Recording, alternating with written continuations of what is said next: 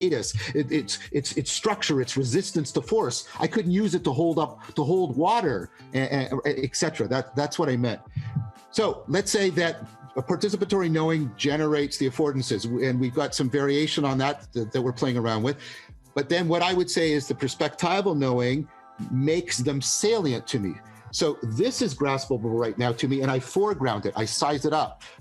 I salience landscape around it. It's present to me now in the way that other affordances are not present to me. Okay, why is that different than what we just discussed? I don't think it's different, but what I wanted to make room for was a distinction between them, because I wanted there to. I mean, I think you would agree with it. I wanted there to be an unconscious level at which we know the world, at which the world and I are being co-shaped together.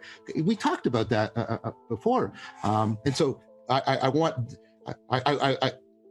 that's what I'm trying to make a place for with the participatory knowing. I want to make that it precedes us in an important way, as sort of self-aware beings. Perspectival the room is there before you walk into it. The room is there, but also my body. I mean, this is the big thing about embodiment. It's taking the body deeply seriously as constituent of my cognition. If I didn't make my body, right? I participate in it. I can shape it. I can move it. But it's given to you in a sense as well. It's given to me, exactly. And that givenness constrains the way in which the world can be given to me. That's what I'm trying to say. And I want to make a deep, I'm for that's the definition of reality. Well, yeah, at least the one sense we were talking about earlier. But yeah, see, I take embodiment deeply seriously. And so another way of putting it is participatory knowing is knowing at the level of our embodiment. I think that's why the Christians emphasize the resurrection of the body, by the way. I mean, what Jonathan said about the Christians emphasizing the body and the goodness of the world over against the Gnostics, I'm a little bit worried about that term, because Gnosticism wasn't a group of people. It's more like a style of religiosity, like fundamentalism. But I get his point. There were certain, at least the Valentinians. Yes, well, I mean, it really struck me, that valorization of the body, this insistence across, and this is something, again, I would say that the new atheists don't appreciate at all. It's like, well, the resurrection of the body. Well, what does that mean? It means profound respect for the body. It means attributing to the body the value of the spirit. But it means something psychologically, which is what you're getting at here, which is consciousness is not separate in some sense from that's exactly the body. It. Yeah. So the participatory knowing is at the level of embodiment. And then your consciousness, your state of mind, makes certain affordances salient to you. That's what situational awareness is. That's what the whole psychology of situational awareness is. Like, how do people pick up on the affordances that are available? How do they make them present? How do they also present themselves to it, right? That co-presencing. And that's what you're looking, and it's funny, talk about realness. That's what you're looking for in the video game. It's not verisimilitude that predicts that sense of presence, or how real the game is. Right. Well, you can tell that if you watch The Simpsons. Or play Tetris. Tetris gives people a sense of presence. It's not based on verisimilitude. What it is they're getting into a flow state. They're picking up on affordances. They're making them salient. They're getting a dynamic, flowing situation. Music does that too. Yes, exactly. And music is how we do serious play with our salience landscaping. Okay, so now he says as a casual aside. So that's the perspectival knowing. Once we have situational awareness, what does situational awareness do?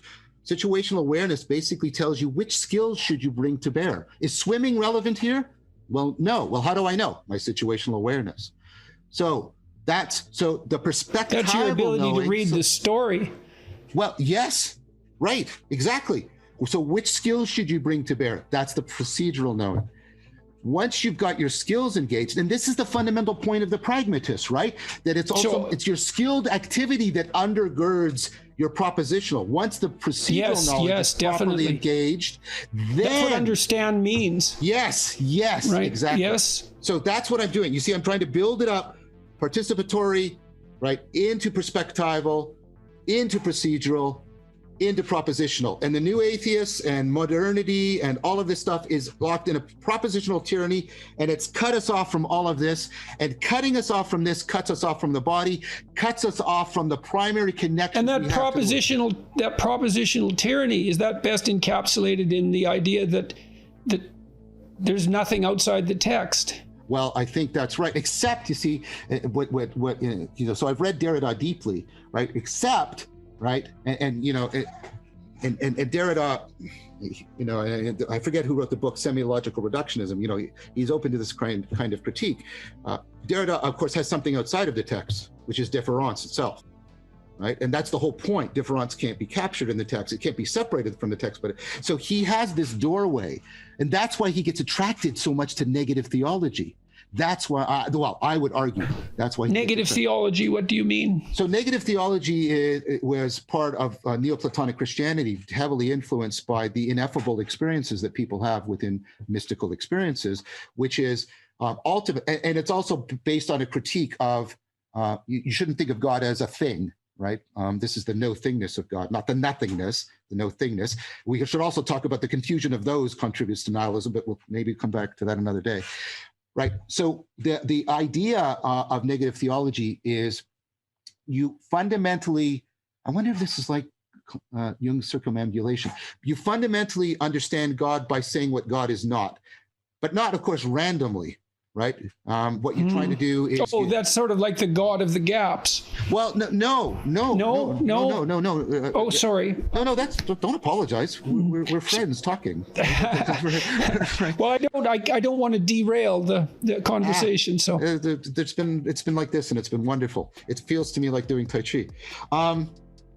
It's more of a recognition of not of the God of the gaps, but of a recognition how our categorical scheme is always inadequate. So, for example, is God an object? Well, no, that's wrong. Is God a subject like the way we are? No, that's wrong too. That's inadequate. Right. So God escapes our categorical. Right. God is by definition, in some sense, what escapes our categories. Because God is supposed to be the grounding of the intelligibility that makes the categorical scheme possible. At least that's right. But God's also present within the category scheme if it's set up properly. So. Right. So the point about negative theology, that's why it's not just the God of the gaps. The point is to see within the category, that it's present within the categories, but it's not capturable within the categories. That's what you're trying to do. The category, the reality supersedes the categories, which is why you're not supposed to make idols.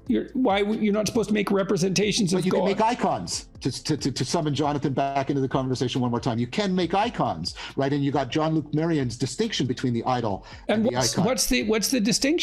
The distinction. The icon does not capture God. Right. That's exactly it. That's an artwork. So an artwork is an icon. Exactly.